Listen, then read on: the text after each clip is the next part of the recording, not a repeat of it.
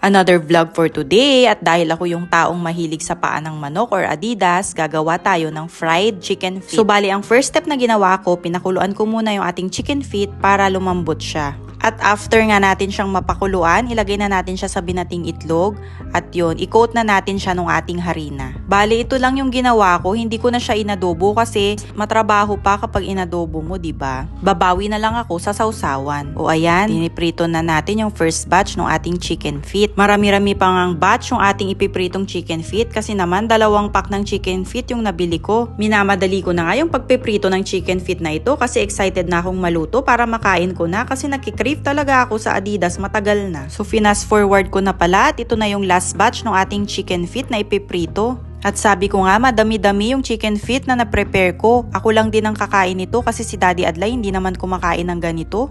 At habang hinihintay ko ngang maprito ang lahat, ayan, naghiwa na ako ng sibuyas, pipino, ayan, at gumawa na rin ako ng suka with asin at paminta. Ayan, at ready na nga. Ito na yung ating finished product. Ayan, hindi siya mukhang chicken feet pero okay na din. Ang importante yung lasa niya at yung sausawan.